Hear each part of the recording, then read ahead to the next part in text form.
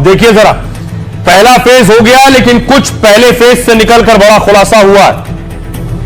मोकामा से अनंत सिंह और सूरज भान आमने सामने थे। बाहुबली अनंत सिंह जेल में, लेकिन मोकामा करोड़ों का कैश जा रहा था। अगली तस्वीर में आपको दिखाऊं, ये जो कैश देख रहे हैं आप, ये कैश मोकामा जा रहा था। अब सवाल ये है कि आखिर ये कैश मोकामा क्यों जा रहा था?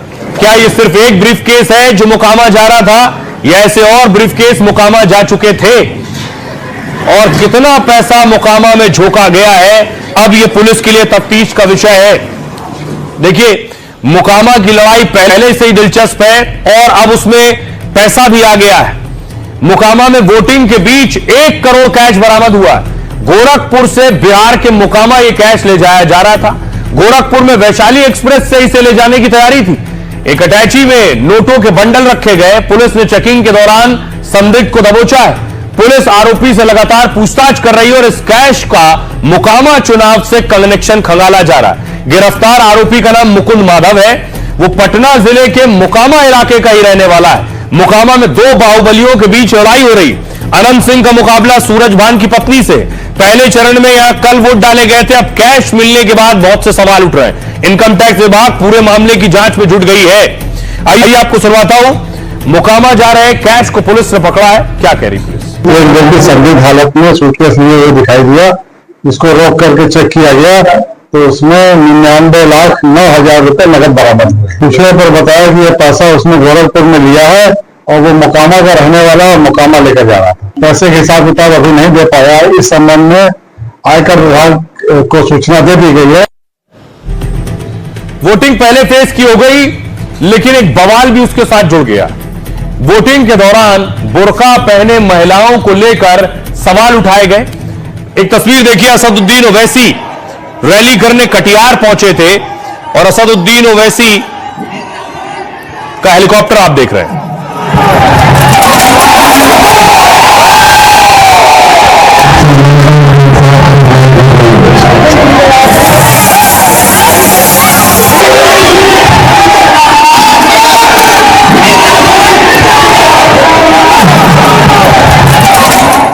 दरअसल बुर्के को लेकर गिरिराज सिंह और अबू आजमी आमने सामने। वोटिंग हो रही थी। कल वोटिंग के दौरान बहुत सी महिलाएं नकाब में थीं, हिजाब पहना था, बुर्के में थी महिलाएं। और उस दौरान हुआ क्या कि गिरिराज सिंह वहां पहुंचे। ये तस्वीरें आप देख रहे हैं इस तरह। ये अगली तस्वीर है, गिरिराज सिंह को आप देख रहे हैं, वो पहुंचे और उन्होंने सवाल उठाया। सुनिए।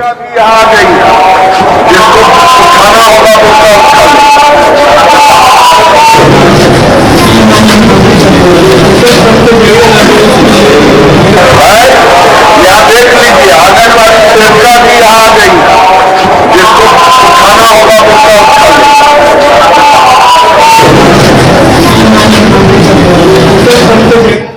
देखिए, केंद्रीय मंत्री गिरिराज सिंह ने बुर्के को लेकर तीखा बयान दिया। उन्होंने कहा, जब लोग एयरपोर्ट पर जाते हैं, आधार कार्ड बनवाते हैं, सरकारी सेवाओं का लाभ लेते हैं, तब बुर्का हटता है।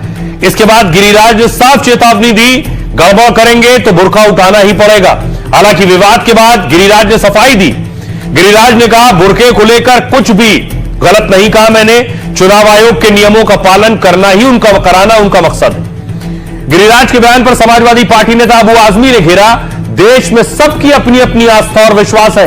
गिरिराज सिंह जहरीले बयान देते हैं, फिर भी उनके खिलाफ कोई कार्रवाई नहीं होती है। इस तरह के बेतुके बयान लोगों को बांटने के लिए दिए जा रहे हैं। देश में जो भी बुर्का पहनना चाहे उसे ऐसा करने का अधिकार है। जहां पहचान के लिए बुर्का उठाना जरूरी होगा, वहां पहचान जरूर की जाएगी। आइए अब आपको सुनवाता हूं, सुनिए जरा गिरिराज सिंह क्या कुछ कह रहे हैं और अबू आजमी क्या कह रहे हैं। चुनाव आयोग ने व्यवस्था दी है, जिसको बुर्का से नाराजगी है तो कानून का राज है। चुनाव आयोग ने कानून बनाया है कि जिसको आपत्ति होगी वो बुर्का दिखा उठा करके। आधार कार्ड बनाने जाते हैं, वहां कोई शरिया कानून नहीं। रिजर्वेशन के लिए जाते हैं, कोई शरिया कानून नहीं। एयरपोर्ट जाते हैं, कोई शरिया कानून नहीं। मुल्लाओं को यही दिखता है सरिया कानून। ये देश सुंदर है, ये हिंदू सुंदर सबका सबकी अपनी अपनी आस्था है। गुजरात से लोग आना सकते हैं और ये उनसे कोई कार्रवाई नहीं होती है। इस तरह की बातें करना, बेहुदा बातें करना समझता हूँ सिर्फ ऑर्गेनाइज करने के लोगों को करने को किया जा रहा है। इस देश में जिसको धोखा पहना और पहनेगा और जहाँ उठाकर देखना है वहाँ देखा भी जा रहा है। इलेक्शन कमीशन जाते हैं, इलेक्शन करने जाते हैं, वहाँ देखा जाता है, कहीं जाते हैं फोटो खिंचाने, वहाँ देखा जाता है। और ऐसे लोगों को करना जो एक स्पीचिस का जो कहा है सुप्रीम कोर्ट का फोटो उन्हीं के लिए। तो पहला फेज खत्म हो गया, अब सियासतदान दूसरे फेज की लड़ाई में लग गए हैं। सबसे पहले देखिए जरा, प्रधानमंत्री नरेंद्र मोदी दूसरे चरण के चुनाव के लिए धुआंधार प्रचार कर रहे हैं। पीएम मोदी आज कई रैलियां कर रहे थे, कैमूर में भी थे और औरंगाबाद में भी थे।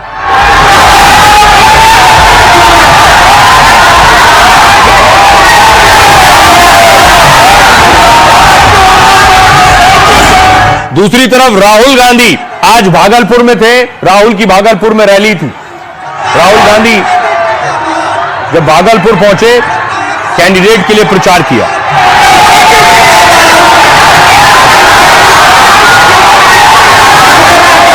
दूसरी तरफ गृह मंत्री भी धुआंधार कैंपेन कर रहे हैं। बड़ा रोड शो था, यह तस्वीर आप देख रहे हैं भागलपुर की। भागलपुर में अमित शाह ने कैंपेन किया।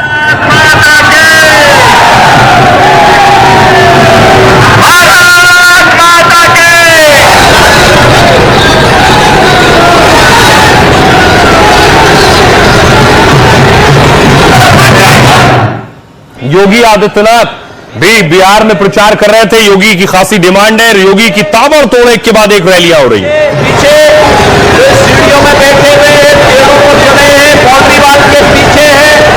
भीड़ कम पड़ गया है, मैं जानता हूं भीड़ कम पड़ गया है, पीछे भी है, मैं तो देख ही रहा हूं सब। और पेड़ के ऊपर में जो लोग खड़े हैं सभी लोगों को मैं देख रहा हूं। एनडीए की सरकार बनानी है ना, सभी लोग सहमत हैं ना, तो मेरे साथ बोलेंगे भारत माता की, भारत माता की। जो ये लोग लालटेन लेकर के आप फिर आए हैं, ये लालटेन नहीं, ये डकैती डालने का एक सर्टिफिकेट था इनके लिए, डकैती डालने का सर्टिफिकेट। ये वही लोग हैं लालटेन की धुंधली लाइट में बिहार में जातीय संघर्ष करवाया था, यानी 5 के पहले इन्होंने चारा हजम किया और अब आए हैं आपके राशन को हजम करने के लिए। तो पहले चरण के बाद दूसरे चरण में सियासी तीर और तीखे और पैने हो रहे हैं। देखिए, प्रधानमंत्री नरेंद्र मोदी ने कहा बिहार में दूसरे चरण के लिए घमासान तेज है। 11 नवंबर को 20 जिलों की 122 सीटों पर वोट डाले जाएंगे। दूसरे चरण के लिए आज धुआंधार प्रचार भी हुआ है। पीएम मोदी ने औरंगाबाद की रैली में आरजेडी को घेरा है। रोजगार के मुद्दे पर तेजस्वी पर सीधा हमला बोला।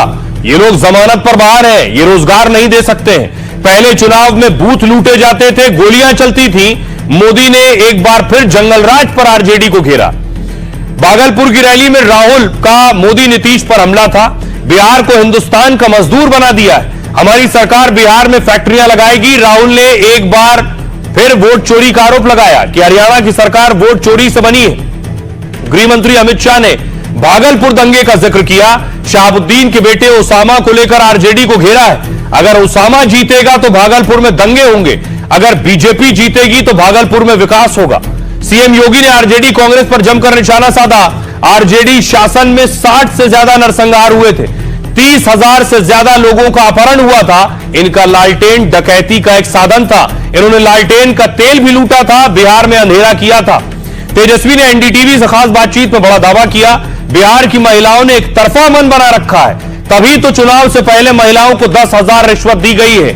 अगर डर नहीं होता तो 10,000 की रिश्वत क्यों देते? सुनिए जरा क्या कुछ कह रहे हैं सियासतदान। हमने जंगल राज का वो दौर भी देखा है जब बूथ लूटे जाते थे, मतदान के दिन गोलियां चलती थी, बम फटते थे, खून की नदियां बहाई जाती थी, गरीबों, दलितों, पिछड़ों की आवाज कुचल दी जाती थी।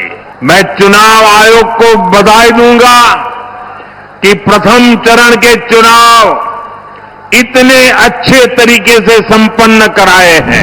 हरियाणा का चुनाव चोरी हो गया, मगर बिहार की जनता, बिहार का युवा, बिहार का जनरेशन जी यहां पे वोट चोरी नहीं होने देगा। सालों से नरेंद्र मोदी जी और अमित शाह चुनाव चोरी कर रहे हैं। जो लोग केवल होली और छठ में मिलते हैं, वो चाहते हैं हमेशा सालों भर उनके साथ रहे। बिहार में आप देखिएगा पूरी महिला इस बार जो है एक तरफा मन बनाई हुई है, तभी तो चुनाव में 10,000 का रिश्वत दिया जा रहा है। अगर ये डर नहीं रहता तो ये रिश्वत क्यों देता? फिर से शहाबुद्दीन का समय वापिस लाना है क्या? शहाबुद्दीन का बेटा ओसामा मैदान में है, और ओसामा अगर चुनाव जीतता है, शहाबुद्दीन के कल्चर वाले चुनाव जीतते हैं, तो भागलपुर में फिर से दंगे हो गए। और भारतीय जनता पार्टी चुनाव जीतती है तो पीरपेती और भागलपुर का विकास होगा, विकास होगा।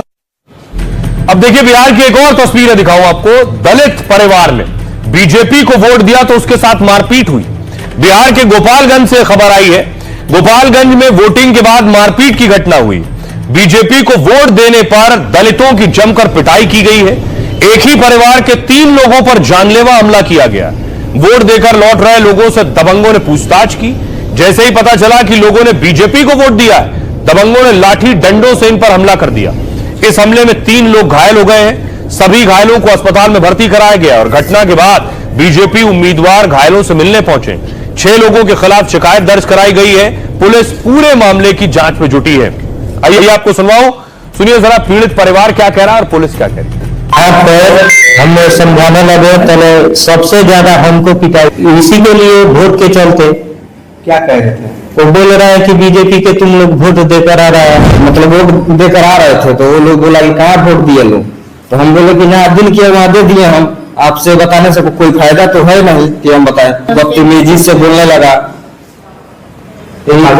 हाँ मारपीट हुआ। 2 पक्षों में मारपीट की घटना की सूचना प्राप्त हुई है, जिसमें कुछ लोग जख्मी हुए हैं। इस संबंध में आवेदन प्राप्त होने पर अग्रिम कार्रवाई की जाएगी।